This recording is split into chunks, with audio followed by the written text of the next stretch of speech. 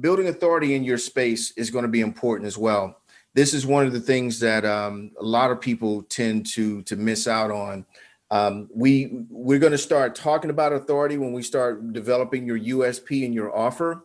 But this is one of the things that separates the people who make 20, 30, $40,000 a year in their business versus the people who make two, three, $400,000 a year in their business, is creating an authority.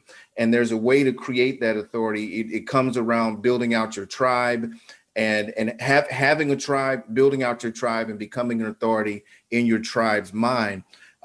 There was a gentleman, and his name slips me right at this very moment, but it'll come back to me soon. But he wrote it really wasn't a book. It was turned into a book. It was initially a paper that that was called, oh my gosh, and now the name of the book has slipped me. The name of the paper, it was called oh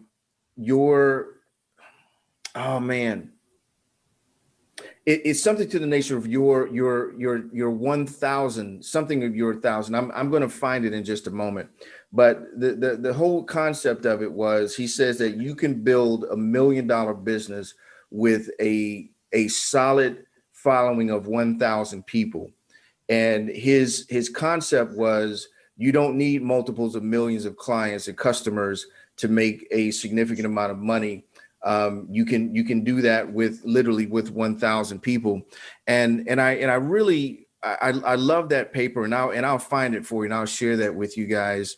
But it really changed my way of being. It changed how I go about business, because the thing is that I don't have a huge customer base. A lot of people have always asked that. Well, Antonio, you've been in business this long. Why don't you have, all of these customers?